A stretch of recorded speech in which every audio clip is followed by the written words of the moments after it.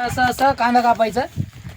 आणि आमचा व्हिडिओ बनवणार आमचं बंधू आहे बरं, लक्षात ठेवा तुम्ही. बाकी दुसरं कोण नाही आहे. ते आमची मेवणी आहे गोरली, आणि ते गारली आमची बायको आहे.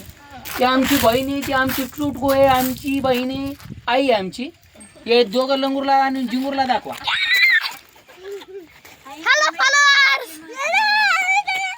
बघा भावानो, कांदा कापत आहे एकदम प्रेमाने. अरे इकडे दाखव भाऊ, कांदा बघा इकडे, बेळ बघा इकडं कसं आले. आम्ही आउटाप आलेले आता सध्याला, तुम्ही फक्त बघू शकता. कांदा कापायची तयारी चालू आहे. थोड्या वेळाने सगळ्यांना चांगलं खालीवरी करून आहे ना भेळ चालू घालणार आहे. त्याला म्हणतात रानटी. रानटी भेळ म्हणजे आपण कुठं फिरायला गेलं ना, घरतून सगळं व्यवस्थित कांदा, गजरी, टमाटे, मसाले, चाट आहे. अजून आम्ही आणला दाखवतो तुम्हाला.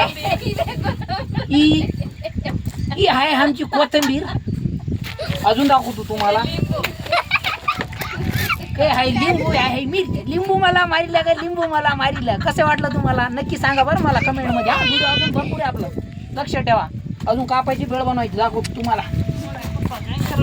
थोडं डुंगण वाकडं झाले आमचे, नसबीस धरले.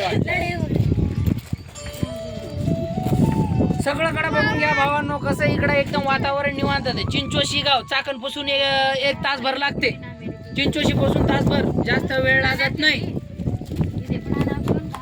आणि एवढं भारी आहे ना इकडं वातावरण, लय भारी. कोणी जागा बिगा घ्यायचं असेल तर इकडं मरणाचं प्लॉटिंग पडू नये, तुम्ही घेऊ शकता. इकडं 3.5, 4, 4.5, 5 लाखापर्यंत प्लॉटिंग आहे इकडं.